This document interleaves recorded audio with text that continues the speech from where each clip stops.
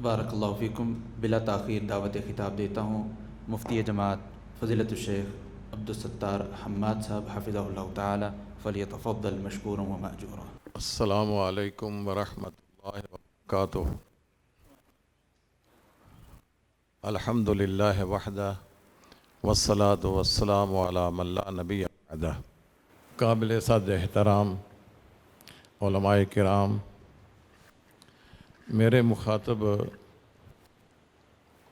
عام انسان نہیں ہیں بلکہ دینی طبقے سے وہ لوگ ہیں جن کو کریم کہا جاتا ہے۔ میں سیدنا یوسف علیہ السلام کی بات کا اکثر یہ حوالہ دیا کرتا ہوں کہ انہوں نے اپنے بھائیوں کے سامنے یہ بات کی کہ اخرجنی من السجن وجاء بکم من البدو، یہ اللہ کا مجھ پر احسان ہے جس نے مجھے جیل سے نکالا ہے اور تمہیں دیہاتی ماحول سے نکالا ہے، اور آپ وہ حضرات ہیں جن پر دونوں قسم کا احسان ہے کہ آپ کو یہاں رہتے ہوئے جو ایک جیل ہے، جیل سے نکال کر، بدویانہ ماحول سے نکال کر مدینہ طیبہ میں پڑھنے کا موقع فراہم کیا۔ یہ اللہ کا اتنا بڑا احسان ہے کہ ہم اس کا بدلہ نہیں چکا سکتے ہیں۔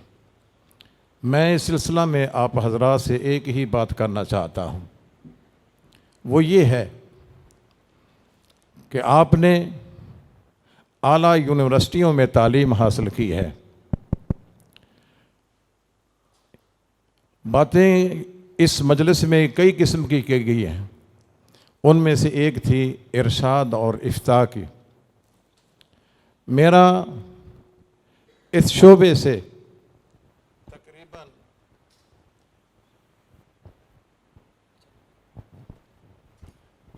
30 سال سے میں وابستہ ہوں۔ میں جب جامعہ سلفیہ میں بحیثیت مدرس کے تعینات تھا تو وہاں بھی میرے ذمہ یہ افتاء تھا، وہاں بلکہ افتاء کمیٹی ہوا کرتی تھی جس کے رئیس ہمارے محترم مولانا ثناء اللہ ہوشیارپوری رحمہ اللہ تعالی اور ہمارے سرپرست شیخ الحدیث عبدالعزیز علوی حافظہ اللہ تعالی، اور اسی طرح ہمارے رفیق کار مولانا محمد یونس بٹ رحمہ اللہ تعالی اور اسماعیل محمد جو مالدیپ سے تھے، یہ ہماری علماء کی ایک کمیٹی تھی، اور ہمارا ہفتے کے بعد اجلاس ہوتا، جو سوالات باہر سے آتے وہ ڈسکس کیے جاتے، وہ مجھے ایک گائیڈ لائن دے دیتے تھے تو میں اس پر فتویٰ لکھتا تھا۔ اس کے بعد اللہ تعالیٰ نے مجھے ایک اور پلیٹ فارم مہیا کر دیا، یہ مرکزی جمعیت احادیث کا ہفتہ روزہ اہل حدیث۔ اس سے بھی میں سن 2003 سے وابستہ ہوں، اور یہ اللہ کی مہربانی ہے کہ ہر 3 سال کے بعد فقہی ترتیب کے ساتھ ایک فتویٰ، ایک جلد فتاویٰ کی مرتب ہو جاتی ہے، اور اللہ کے احسان سے میں نے وہ 6 جلدیں شائع ہو چکی ہیں، اب 7ویں کی تیاری۔ میں آپ حضرات سے یہ کہنا چاہتا ہوں کہ آج ہم نے وہ تحقیقی میدان کو چھوڑ دیا ہے، ہم نے تحقیق اور ریسرچ کے لیے اس نیٹ کا سہارا لیا ہے، گوگل کا سہارا لیا ہے، اور ہم احادیث پر طبع آزمائی کرتے ہیں آئے دن۔ بلکہ میں تو یہ کہتا ہوں کہ ہمیں خطرہ محسوس ہو رہا ہے کہ جو جدید محققین ہیں جن کا اس گوگل پر سہارا ہے، اب ہمیں اپنے مسلک پر نظر ثانی کرنے کی ضرورت محسوس ہو رہی ہے۔ بلکہ ہمارے کئی ایک احباب یہ بھی کہتے ہیں کہ ہم جمعے کی تیاری کر کے جاتے ہیں، منبر پر جاتے جاتے کئی حدیثیں ضعیف ہو جاتی ہیں۔ خدا را، ایک ہے اللہ کی قدرت اور ایک ہے اللہ کا قانون۔ اللہ کا قانون یہ ہے کہ وہ آم کے درخت کو آم لگاتا ہے اور بیر کے درخت کو بیر لگاتا ہے، اور اللہ کی قدرت یہ ہے کہ آم کے درخت کو بیر لگا دے اور بیر کے درخت کو آم لگا دے۔ میں احباب سے مایوس تو نہیں ہوں، لیکن اتنا ضرور ہے ہمارے جو اکابر ہیں، اگر جمع الجمع بنائی جائے جو ہمارے اکابرین ہیں، میں ان سے بارہا مرتبہ یہ گزارش کر چکا ہوں کہ آپ اس فتوے کے لیے کوئی کمیٹی تشکیل دیں۔ میں اب عمر کے اس حصے کو پہنچ چکا ہوں، جیسا کہ زکریہ علیہ السلام نے فرمایا تھا، کہا تھا اللہ کے حضور کہ وَحْنَ الْعَظْمُ مِنِّي وَاشْتَعَرَ الرَّأْسُ شَيْبًا وَقَدْ بَلَغْتُ مِنَ الْكِبْرِ عِتِيًّا۔ تو میں جس قدر مجھ سے جو ہمت ہو سکتی ہے میں اس کمیٹی کے ساتھ تعاون کرنے کے لیے تیار ہوں۔ میں نے 106 راوی روڈ پر اجلاس ہوا، وہاں بھی میں نے حضرت الامیر سے یہ گزارش کی تھی، اور منڈی مرید کے میں وہاں اجلاس ہوا تو میں نے حضرت حافظ سعید صاحب سے یہ میں نے گزارش کی تھی، اور اب میں قاری صہیب صاحب سے بھی یہی گزارش کرتا ہوں۔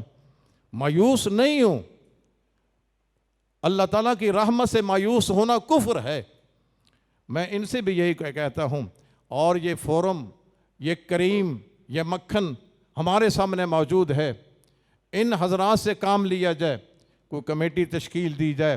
یہ افتاء والی یقین جانیے جتنا یہ شعبہ یتیم اور بے بس ہو چکا ہے، ہم چھوٹے چھوٹے مسائل میں اتنا الجھ جاتے ہیں، پھر شومیہ قسمت سے ہمارے ہاں وہ ادب الخلاف کے تقاضے وہ بھی مجروح ہوتے ہیں، نہ ہمیں کسی کا ادب ہے نہ کسی کا احترام ہے۔ خدا را اس شعبے کو اور اس ارشاد کے اس قسم کو، اس افتاء کو اثر نو اس میں زندگی پیدا کیجیے۔ ہمیں اس ادارے سے بڑی امیدیں وابستہ ہیں اور اس ادارے کی بڑی اڑان ہے، اور میں قاری صاحب سے یہ گزارش کروں گا کہ اس فورم کے اندر آج یہ کام ہو جانا چاہیے۔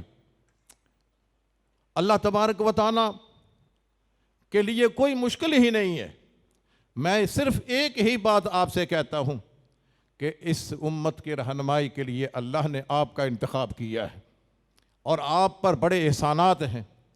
ان احسانات کا بدلہ چکانے کے لیے میں آپ سے یہی گزارش کرتا ہوں کہ ان احادیث کو تختہ مشق بنانے کی بجائے آپ کوئی ریسرچ، کوئی تحقیق ایسی کریں جو امت مسلمہ کے کام آ سکے۔ آج دیکھیں چھوٹے چھوٹے مسائل ہیں، یہ طلاق دینا، رجوع کے بغیر طلاق ہو جاتی ہے یا نہیں ہو جاتی ہے؟ کیا طلاق دینے کے لیے رجوع کرنا پڑے گا یا بغیر رجوع کے چونکہ وہ بیوی ہوتی ہے اس کو طلاق دی جا سکتی ہے؟ یعنی اس طرح کے مسائل میں ہم الجھ گئے۔ اور پھر یہ سورۃ الکہف پڑھنا ہمارا ایک متوارث مسئلہ چلا آ رہا تھا، اور آج نئی تحقیق اور نئی ریسرچ نے ہمیں اس مقام تک پہنچا دیا ہے کہ وہ جو سورہ کہف پڑھنے والی احادیث ہیں وہ ضعیف۔ اب پنبا کجا کجا نہ ہم دل ہما داغ داغ شد، عجب در دیست اندر دل اگر گویم زباں سوزد، اگر دمے اندر کشم ترسم کے مغز استخاں سوزد۔ میرے عزیز، اللہ تعالیٰ نے آپ کو ہمت عطا فرمائی ہے، ان علماء کا اکرام کیجئے، ان کا احترام کیجئے، اور اس کھوئے ہوئے وقار کو بحال کیجئے۔ یقین جانیں یہ امت، یہ علماء امت کا سرمایہ ہیں۔ رسول اللہ صلی اللہ علیہ وسلم کے بارے میں امام بخاری نے کتاب الاحکام میں یا کتاب الاعتصام والکتاب والسنہ میں ایک عنوان قائم کیا ہے کہ رسول اللہ صلی اللہ علیہ وسلم کے پاس جب مسئلہ پوچھا جاتا اور آپ کے پاس وحی کا علم نہ ہوتا تو آپ کیا کرتے؟ خاموش رہتے یا یوں کہتے کہ اللہ اعلم، اللہ جانتا ہے؟ یہ نبی مرسل رحمت للعالمین کا افتاء کے بارے میں یہ رویہ تھا کہ اگر آپ کے پاس وحی کا علم نہ ہوتا، یسکت حتی جاء الوحی، آپ خاموش رہتے یہاں تک کہ وحی آ جاتی، پھر اس کا حل بتلاتے، یا یوں فرما دیتے کہ اللہ اعلم، اللہ ہی اس کا علم رکھتا ہے۔ لیکن ہم لوگ اتنا دیدہ دلیر ہیں کہ کوئی نہیں سوچتے ہیں کہ اس کی زد کہاں کہاں پڑے گی۔ ہم ادھر سے سوال ہوتا ہے ادھر جھٹ سے اپنا جواب نکال دیتے ہیں۔ تو خدا را ایک تو آپ علماء کے اکرام اور علماء کے احترام کو بحال کیجیے، اور ایک کو لجنہ بنائیے۔ ہم نے ایک ٹوٹی پھوٹی لجنہ بنا رکھی ہے، لجنۃ الافتاء فتاوی کمیٹی، اور اس میں سوالات بھی آتے ہیں۔ اور عجیب اتفاق یہ ہے کہ ہماری کمیٹی کے جو اراکین ہیں وہی بیچارے اپنی جمع پونجی سے ان علماء کے وقار کو بحال رکھنے کے لیے، اور جو پڑھاتے پڑھاتے اور وہ تھک جاتے ہیں، مدرسہ جواب دے دیتا ہے، ان کو وظیفے کے طور پر 5,000 روپیہ جمع کرتے ہیں، اور یہ تقریباً 35,000 روپیہ جمع ہوتے ہیں۔ ہمارے 7 ارکان ہیں اس کمیٹی کے، اور 5,000 روپیہ دیتے ہیں، اور 35,000 روپیہ جمع ہوتا ہے ہر مہینے کا۔ اور اسی طرح میں جانتا ہوں ان علماء کو کہ ان کا بڑا قد تھا، بڑی قدآور شخصیت کے حامل تھے، لیکن جب وہ فارغ ہوئے کسی نے ان کو پوچھا تک بھی نہیں ہے، وہ قسم و پرسی کی زندگی بسر کرتے رہے۔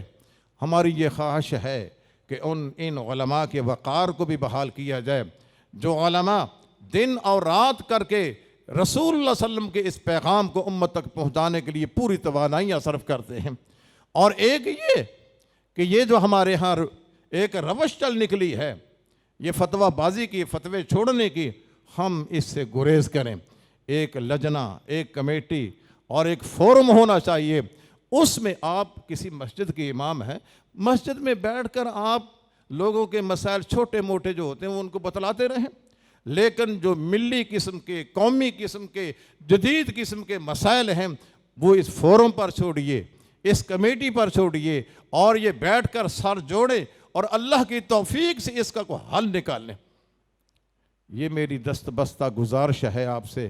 مجھے افسوس ہے کہ میں تقریباً 1 مہینہ بیمار رہا ہوں، اور اس بیماری کی وجہ سے مجھے سانس کی شکایت ہے، میں زیادہ دیر تک بول بھی نہیں سکتا ہوں۔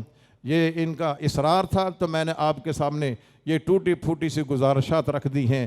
ایک تو یہ گزارش ہے کہ اس فتوے کے لیے، ارشاد کے لیے کوئی نہ کوئی کمیٹی تشکیل دی جائے۔ میری گزارش ان حضرات سے ہے جو ارباب بست و گشاد ہے، ان سے ہے کہ اس کی طرف ضرور توجہ مبذول کریں۔